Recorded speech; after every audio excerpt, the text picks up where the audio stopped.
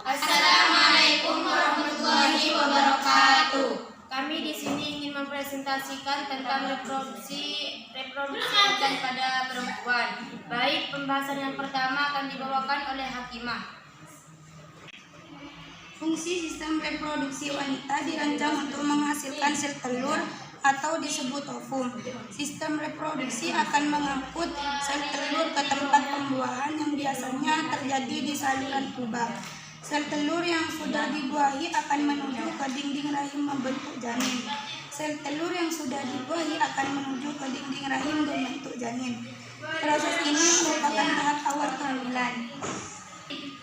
Jika pembuahan tidak terjadi, sistem reproduksi pada wanita akan melakukan peluruhan lapisan rahim atau dikenal juga dengan menstruasi. Selain itu, sistem reproduksi wanita juga menghasilkan hormon seksual yang menjaga siklus reproduksi. Sistem reproduksi ini merupakan hal penting dan akan mempengaruhi pada proses dalam memiliki keturunan di masa yang akan datang. Kehamilan sendiri terjadi karena adanya pembunuhan pada sistem reproduksi ini merupakan hal penting dan akan berpengaruh pada proses dalam memiliki keturunan. Kehamilan sendiri terjadi karena adanya pembuahan pada sel telur yang matang, dan oogenesis adalah tahapan pembentukan dari sel telur tersebut. Maka definisi oogenesis adalah suatu proses pembentukan juga pementaran sel telur pada wanita yang terjadi pada ovarium. Sebetulnya sel telur pada wanita sendiri sudah ada sejak ia berusia 8 hingga 20 minggu.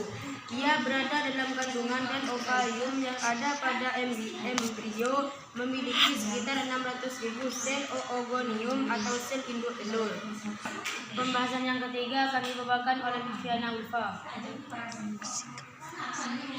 Oogonium itu memperbanyak dari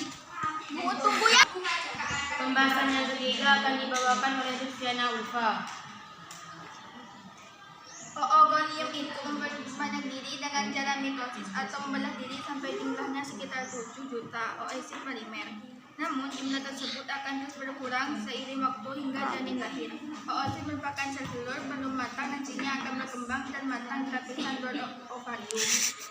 Siklus menstruasi merupakan perubahan alami yang terjadi dalam organ reproduksi wanita setiap bulannya. Menstruasi terjadi ketika lapisan dinding rahim atau endometrium dan sel telur yang tidak dibuahi belum keluar dari vagina.